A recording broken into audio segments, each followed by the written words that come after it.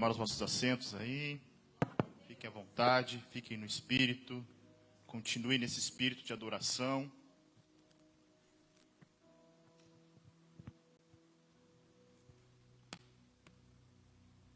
Parafraseando o salmista, posso dizer, alegrei-me quando me disseram, hoje é você que prega. Estava com saudade. Quem gosta de estar no altar, quem gosta de estar na casa do Senhor, sente saudade. Esse momento é um momento muito delicado para quem foi criado, quem gosta de estar na casa do Pai. Assistir um culto online é legal, mas não é a mesma coisa de estar congregado, reunido, de estar aqui sentindo a presença do Senhor aqui nesse lugar. Não que Ele não esteja lá na tua casa, onde você assiste uma live. Até porque a palavra diz, onde estiverem 2 ou 3 reunidos no meu nome, ali eu estou no meio.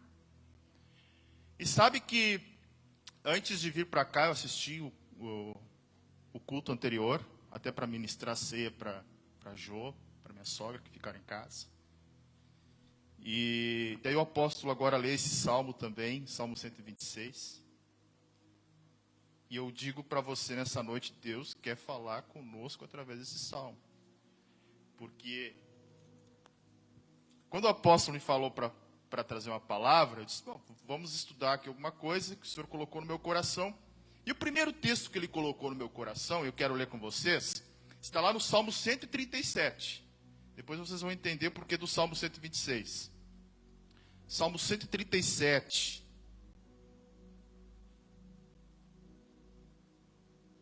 Diz assim,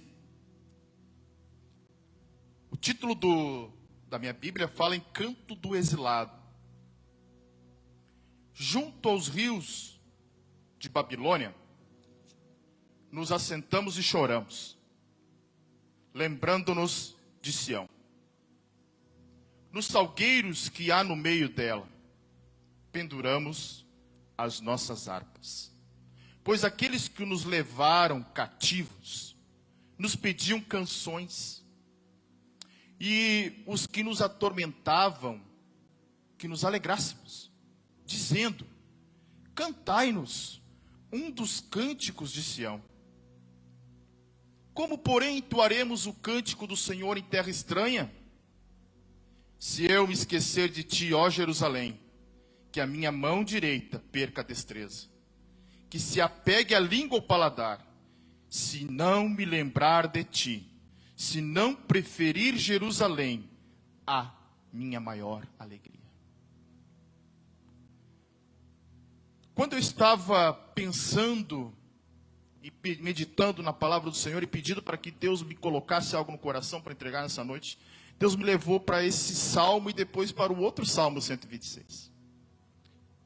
Esse salmo que nós lemos fala do momento em que Israel, que Judá está exilada na Babilônia.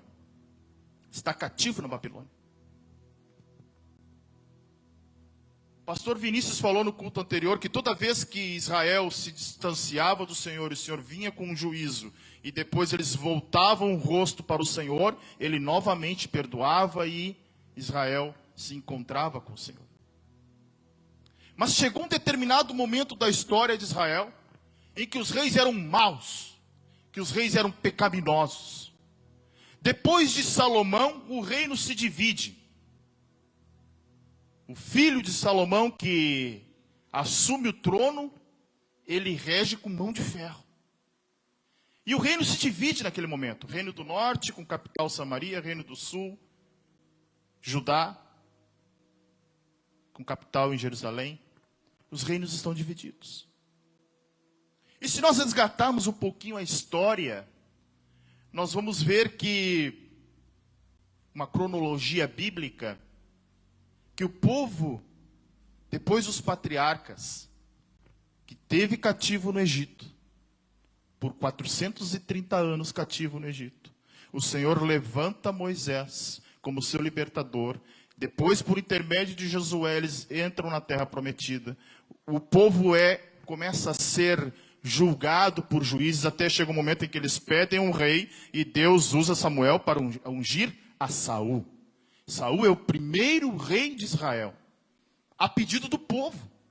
O povo não queria mais saber de um profeta, de um juiz, como sacerdote, como era Samuel.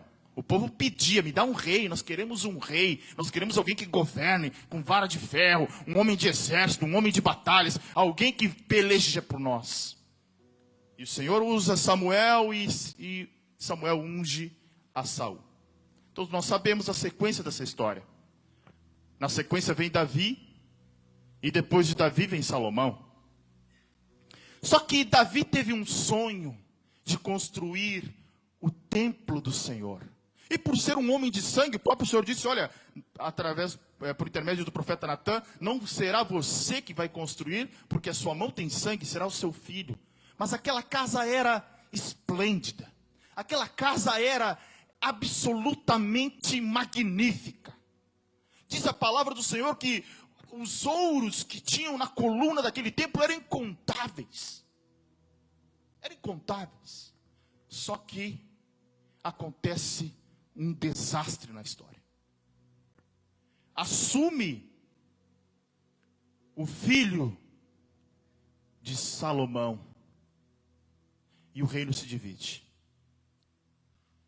E a partir dali, daquela divisão do reino, o reino do norte, todos os reis que vieram do reino do norte eram homens maus, pecaminosos, reis maus, reis corruptos, reis idólatras. E Judá, reino do sul, alternava entre um rei bom e um rei ruim. Um rei bom, um rei ruim. Um rei que outrora estava voltado para Deus, daqui a pouco um rei que se afastava da palavra de Deus. Até que nós chegamos então no momento da história, que é o ano de 587 anos antes de Cristo, em que um império vem e se apossa de Israel, se apossa de Judá. Olha só, o final de Judá se dá com um rei chamado Jeoaquim. Ele era filho do rei Josias. Jeoaquim era um homem que fez um trato com Nabucodonosor. Nabucodonosor era uma espécie de rei, um imperador, um governante da Babilônia. E a Babilônia então agora cerca Israel, cerca Judá, toma o cerco, faz cativo, e no reinado de Joaquim, conta Flávio Joséfo que mais ou menos 3.000 judeus foram deportados para a Babilônia. Foram levados cativos para a Babilônia. Joaquim morre, assume o seu filho Joaquim. Joaquim. E na época de Joaquim, acontece mais uma deportação. Agora são 10.000 judeus que são levados cativos para a Babilônia. Nesta leva foram toda a realeza, foram todos os oficiais do exército, foram toda a elite, foi toda a elite de Israel foi levada cativa. Nesse grupo está Daniel. Lembra de Daniel? O profeta Daniel? Nesse grupo está Daniel. Olha que interessante. Logo em seguida assume Zedequias. Zedequias é irmão de Joaquim e tio do Joaquim.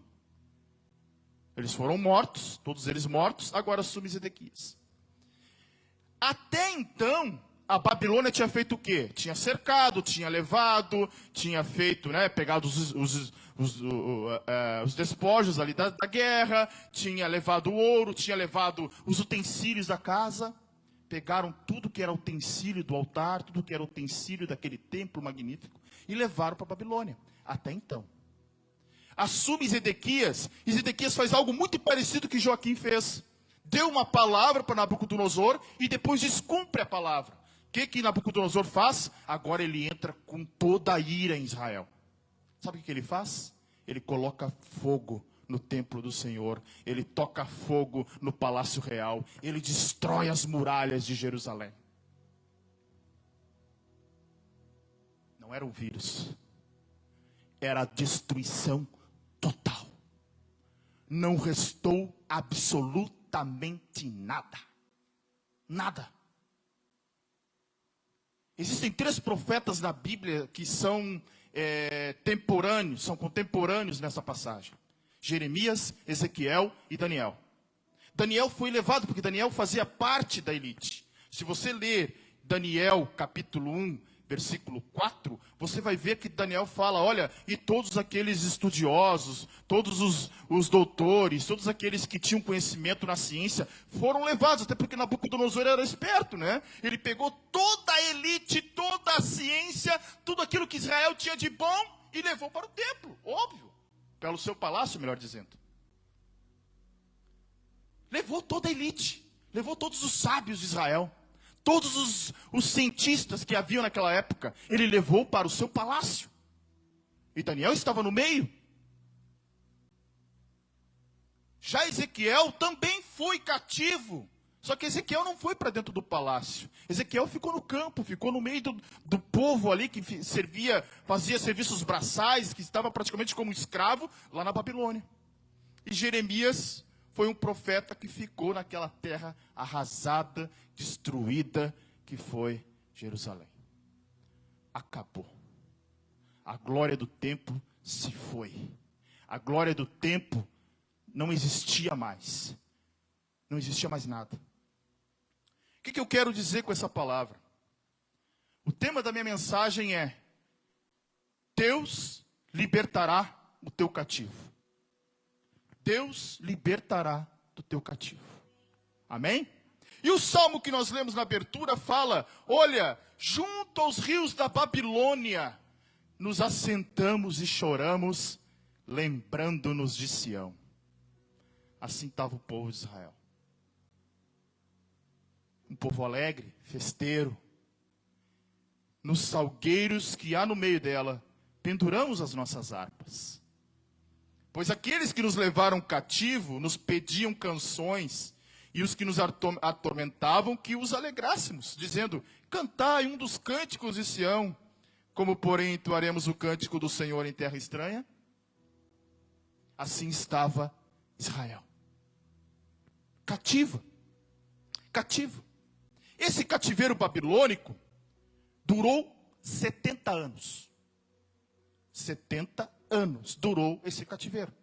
Lembrem, Israel ficou cativo no Egito por 430 anos, agora está cativo por 70 anos na Babilônia. Daí alguém vai perguntar, mas por que, pastor? O povo de Deus, o povo escolhido, o povo do Senhor foi levado para cativo? Aí eu quero ler com vocês Deuteronômio 11. Olha o que diz Deuteronômio 11. E aqui está a resposta por que o povo foi levado cativo. Diz assim, Deuteronômio 11. Deixa eu achar aqui. 26, 27 e 28. Vede, hoje eu ponho diante de vós a bênção e a maldição. A bênção se ouvirdes os mandamentos do Senhor, o vosso Deus, que hoje vos mando. A maldição, se não ouvirdes os mandamentos do Senhor, o vosso Deus, e vos desviardes do caminho que hoje vos ordeno, para seguirdes outros deuses que não conhecestes. Está aqui a resposta. Israel era um povo rebelde. Se nós olharmos Deuteronômio 28, que é um capítulo muito maravilhoso, que fala dessas bênçãos e dessas maldições, Deus começa falando por intermédio de Moisés, dizendo, olha, os teus inimigos, se tu for abençoado, os teus inimigos virão por um caminho e fugirão por 7, mas se você não obedecer às palavras desta lei, tu entrarás por um caminho e fugirás por 7. O povo era idólatra. O povo não teve a capacidade de esperar Moisés voltar do monte. E já criou um bezerro de ouro. Então era Deus tratando com o povo de Israel nesse cativeiro. Deus estava tratando. Durante esses dias, essas semanas, eu tenho recebido muitos questionamentos dos alunos, da academia, de outros irmãos. Pastor, é o fim dos tempos, pastor isso, pastor aquilo, pastor... Todo mundo preocupado, querendo saber, ainda mais porque a gente está finalizando escatologia, então está todo mundo em polvorosa.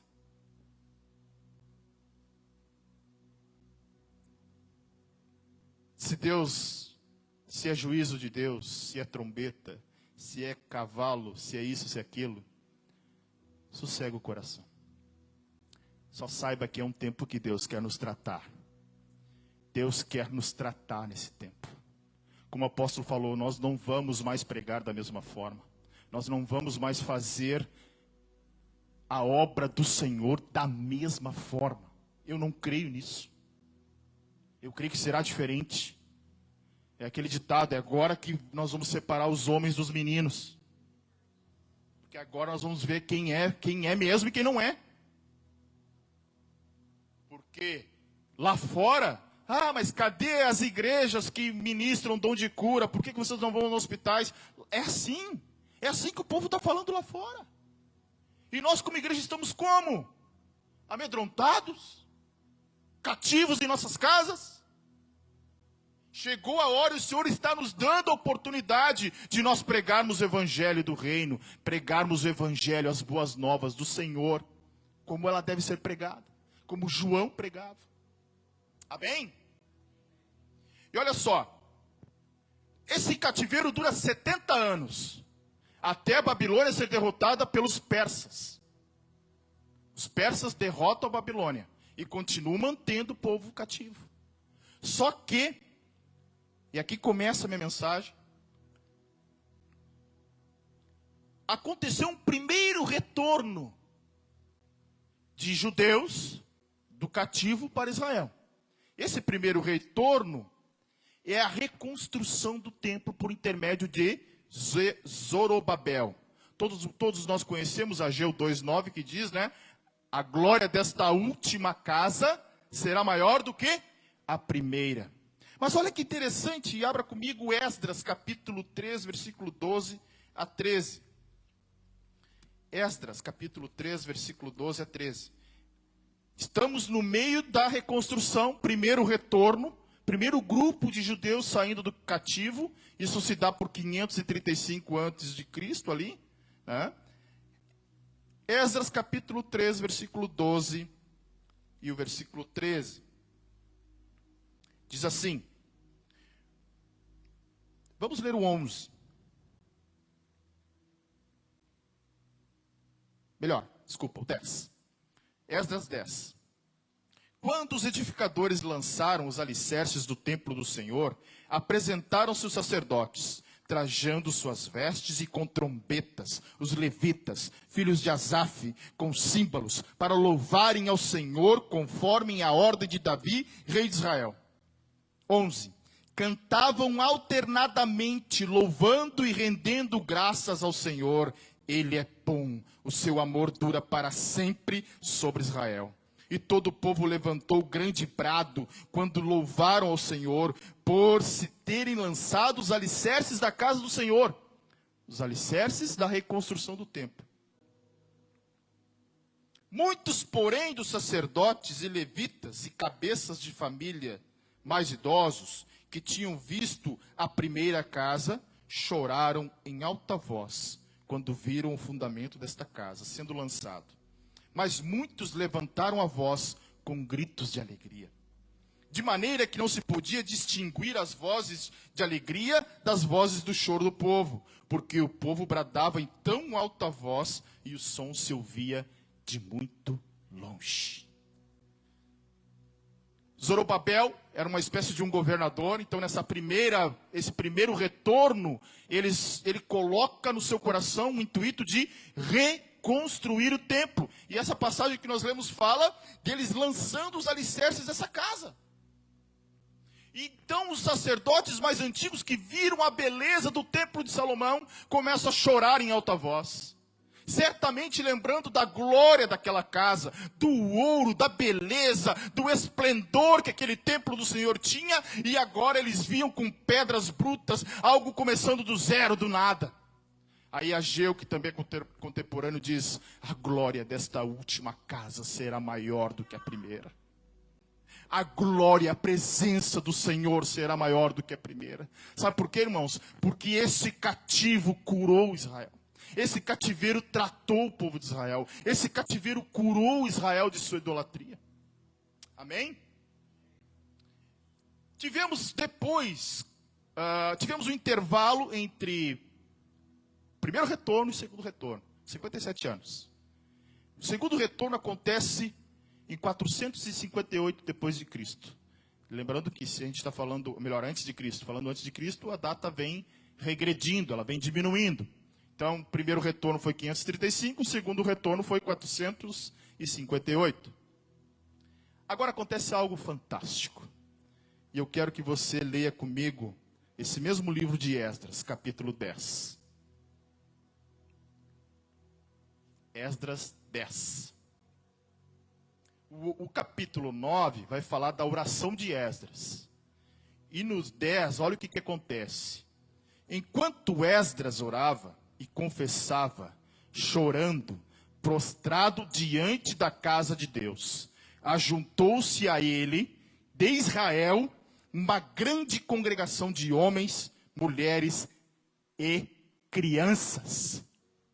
Pois o povo chorava com grande choro. Sabe o que aconteceu aqui? Aconteceu um reavivamento. Depois da reconstrução do templo, o segundo grupo que volta cativo, esse grupo, o que ele faz? Reaviva, dá ânimo.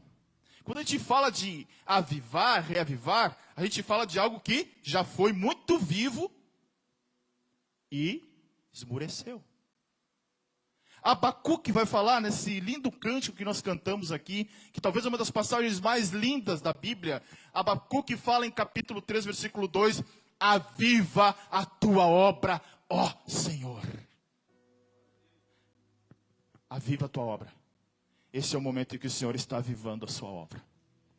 Esse é o momento em que nunca na história desse país, como dizia aquele presidente, né? Nunca na história desse país, um povo inteiro se reuniu para proclamar um jejum. E muitos vão dizer, mas é jejum proclamado por um político. Não interessa. Muitos reis e governadores proclamaram jejuns na Bíblia. E esses jejuns, eles agiram porque eles tocaram o coração de Deus. Eu creio que este jejum que nós proclamamos e fizemos neste dia, moverá a mão de Deus sobre o Brasil. E esse vírus sairá daqui, não se expandirá, para a glória do nome do Senhor. Aleluia!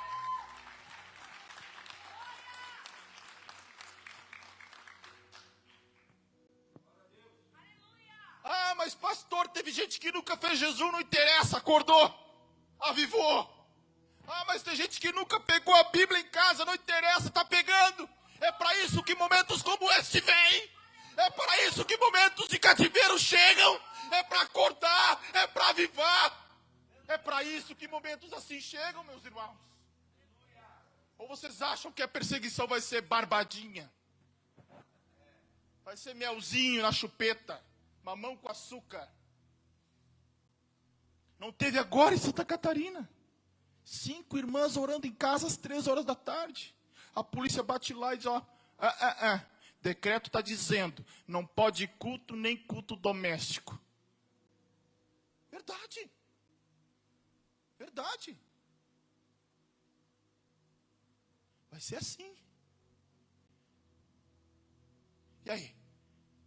Somos crentes ou não somos? Ou como diz o ditado, somos de meia tigela. É agora. Por isso que momentos como esse chegam para acordar, para avivar, como a apóstola disse. Tão bom, né? Ar-condicionado, chego sequinho, saio sequinho da igreja, né? Não transpiro, não solto aqui a camisa retinha. E aí? De que adianta? Se amanhã a vida é a mesma, ou pior. Então momentos como esse trazem avivamento. Israel estava destruída, acabada. O templo foi queimado, os muros foram destruídos. E agora vem o terceiro retorno. 444 depois de Cristo. Isso dá o quê? 14 anos depois do retorno de Esdras. Acontece a reconstrução dos muros por intermédio de Neemias. Olha o que diz Neemias capítulo 1, logo aí, depois de Esdras. Capítulo 1, do versículo 1 ao 11. Eu não vou me prolongar, tá? Diz assim, aqui é a oração de Neemias. As palavras de Neemias, filho de Acalias, no mês de Quisleu, no 20º ano, estando eu na fortaleza de Suzã. Veio Hanani, um de meus irmãos, com alguns de Judá, e lhe perguntei pelos judeus que tinham escapado ao exílio e a respeito de Jerusalém. Está ele, né, lá na Pérsia, perguntando, e os irmãos lá de Jerusalém, como é que estão? Eles me disseram, os que sobreviveram ao exílio e estão de volta na província, encontram-se em grande aflição e humilhação. Os muros de Jerusalém foram derrubados e as suas portas queimadas a fogo. Quando ouvi essas palavras, assentei-me e chorei, lamentei por alguns dias, e estive jejuando e orando perante o Deus dos céus. Então eu disse, Senhor, Deus dos céus, Deus grande e temível, que guardas a aliança e a benignidade para com aqueles que te amam, e obedecem aos teus mandamentos. Estejam atentos os teus ouvidos e os teus olhos abertos, para ouvires a oração do teu servo, que hoje faço perante ti, de dia e de noite, pelos filhos de Israel, teus servos. Faço confissão pelos pecados dos filhos de Israel, que temos cometido contra ti. Também eu e o povo de meu pai pecamos. Temos procedido perversamente contra ti, e não temos obedecido aos mandamentos, nem aos estatutos, nem aos juízos que ordenaste a teu servo Moisés. Lembra-te da palavra que ordenaste a teu servo Moisés, dizendo, se fordes infiéis, eu vos espalharei entre povos. Mas se voltardes para mim, obedecerdes aos meus mandamentos, e os cumprirdes, ainda que os vossos exilados estejam na extremidade do céu, de lá os ajuntarei, e os trarei ao lugar que escolhi, para ali fazer habitar o meu nome. Aleluia. Então olha o que acontece. Primeiramente, final do cativo de Babilônia. Dário já era um rei mais, sangue bom, era mais flexível, ele já tinha mais assim, até ele estava apoiando a reconstrução, embora ele desejasse manter Israel como talvez uma província sua, como cativo, como seus escravos, a intenção era de reconstruir. E ele apoia Neemias nesse processo de reconstrução dos muros. E todos nós sabemos que uma defesa de uma cidade naquela época eram muros. Cidades que não possuíam muros, elas eram tomadas facilmente, elas eram destruídas facilmente, elas eram abatidas, porque eram as muralhas, eram os muros que protegiam uma cidade das outras, ou uma cidade de vândalos, de grupos que queriam saquear. Então, reconstruíram o templo, começaram a reconstrução do templo, houve um avivamento, mas ainda havia os muros que precisavam ser reerguidos. E Neemias vem com provisão do rei, com mantimento, com material, e começa a reconstrução dos muros. Tudo isso que a gente está falando dava para falar aí um mês. Mas eu queria só ler mais um versículo com vocês, que está em Neemias 6:3. Neemias encontra uma oposição, Sanbalate e Tobias, e essa turma tenta ludibriar Neemias, dizendo, olha, vem cá, a gente quer conversar contigo, desce daí, camarada, vamos bater um papo. Neemias diz o seguinte, 6:3, de modo que lhes enviei mensageiros com esta resposta, estou fazendo uma grande obra e não poderei descer. Por que cessaria a obra enquanto eu a deixasse e fosse ter convosco? Neemias estava focado na reconstrução do muro. Que muro era esse? Era o muro da cidade, era tapar as brechas, era colocar portas novas, era levantar paredes, era se proteger novamente. O que eu quero dizer nesta noite é o seguinte: Deus quer libertar você do cativeiro. Mas para isso, meu irmão e minha irmã, Deus está te dando a oportunidade nesse tempo de reconstruir o altar, de levantar o altar novamente, de colocar esse altar em ordem. E daí vem o Salmo 126 para fechar a mensagem. O Salmo 126 que o pastor Vinícius, que o apóstolo falaram anteriormente. Eu quero ficar só com os 3 primeiros versículos. Diz assim: quando o Senhor trouxe os cativos de volta a Sião, estávamos como os que sonham. Se antes eles não tinham prazer de pegar uma harpa e cantar, porque estavam em terra estranha, agora ele diz o seguinte, o salmista diz: olha, nós estamos como os que sonham, porque nós estamos em Sião novamente. Nós estamos como aqueles que sonham, porque nós estamos na nossa terra que o Senhor prometeu novamente.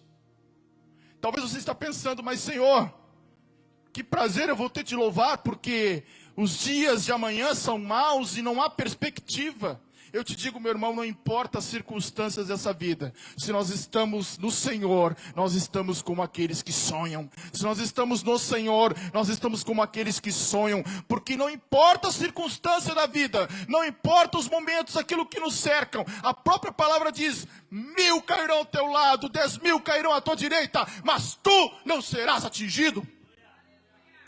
Aleluia! E ele diz: a nossa boca se encheu de riso, temos motivos para nos alegrarmos.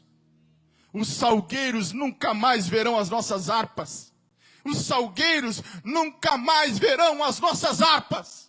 Era isso que eles estavam dizendo. Nós temos motivo para nos alegrar. Estamos em Sião e aqueles salgueiros da Babilônia não verão as nossas harpas nunca mais.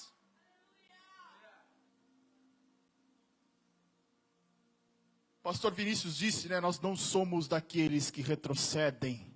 Nós não voltamos para trás. O próprio Senhor disse: aquele que coloca a mão no arado e volta para trás, ele não tem prazer. A nossa língua de cânticos, eles não tinham motivos para cantarem lá na Babilônia. Claro, imaginem, Jerusalém sitiada, templo destruído, pegando fogo, os utensílios da casa do Senhor sendo usados por um homem blasfemo. Eles estavam arrasados.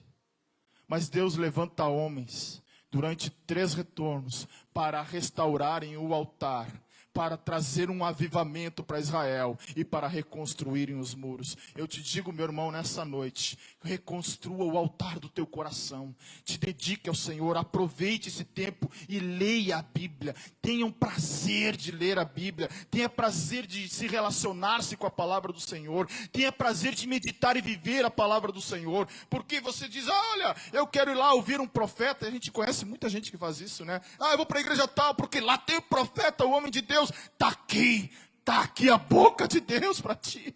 Para que correr atrás de homem? Está aqui. Gente que não conhece a palavra, que não medita, que não sabe nada da palavra. E fica buscando de canto em canto, que nem uma barata tonta, buscando. Está aqui. Palavra. E para finalizar, olha o que diz no versículo 2. As nações estão vendo o agir de Deus na vida deles. Esse Salmo 126 diz lá: então se dizia entre as nações: grandes coisas fez o Senhor a estes que blasfemam do jejum, verão a igreja do Senhor marchando triunfante nesses dias, e as boas novas serão pregadas como nunca foram pregadas nessa nação. Aleluia! E eles dirão: grandes coisas fez o Senhor por eles. E sabe o que nós vamos dizer? Versículo 3. Grandes coisas fez o Senhor por nós e por isso estamos alegres. Diga comigo, grandes coisas fez o Senhor por nós, por isso estamos alegres. Aleluia!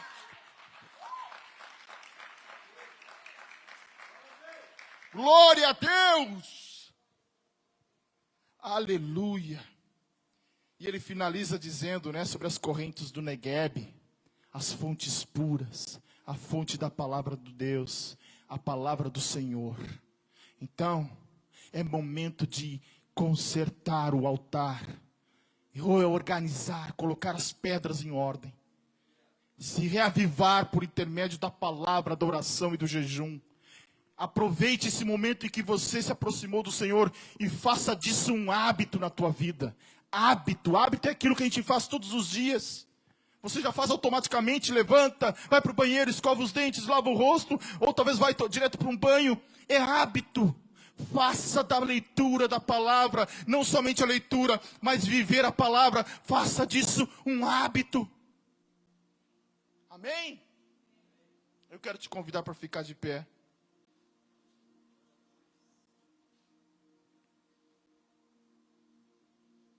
E depois de reavivar, reconstruir o altar, reavivar, feche os muros, feche as brechas do teu muro. Escute bem, feche as brechas dos muros.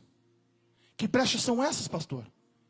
Pecados, maledicências, palavras torpes, tudo aquilo que não agrada ao Senhor, fecha. É momento de reconstrução, é momento de colocar em ordem, é momento de organizar a casa, é momento de organizar o altar, é momento de organizar esse avivamento, é momento de reorganizar e fechar os muros. Feche os muros. Eu te convido agora nesse momento, coloca a mão no seu coração. E eu quero orar por você, quero que vou pedir para o Senhor, que esse avivamento venha, que você seja reavivado para a palavra, para a oração. Coloca a mão no seu coração e ore comigo. Pai eterno, Pai bondoso e Pai de misericórdia, nós sabemos que Tu és soberano, nós sabemos que Tu és tremendo, nós sabemos que Tu és glorioso, que Tu tens o controle de tudo, meu Senhor. Tudo está sob o Teu controle, nada saiu, Senhor, do Teu controle, nem o coronavírus, nada sai do Teu controle, Senhor. Tudo tem um propósito, a Tua própria palavra diz, há propósito para todas as coisas, debaixo do sol. E se esse propósito for para nos reconstruir o altar, reconstruir os muros, que a tua igreja se acorde, se avive para esse momento, desperta o teu povo, Senhor, para que possamos viver dias de glória, dias, Senhor, em que pregaremos com poder e autoridade, com poder, porque o Evangelho é poder para aquele que crê. O próprio apóstolo Paulo disse, Senhor, o Evangelho é poder para todo aquele que crê. Eu creio, essa igreja crê, nós cremos como corpo, que o Evangelho é poder. Essa igreja, essa cidade, esse vale, esse país será abalado pela tua palavra, pelo poder do teu Evangelho. Nós sacudiremos esta nação para a glória do teu nome, meu Senhor. Aleluia! Glória! Te louvarei,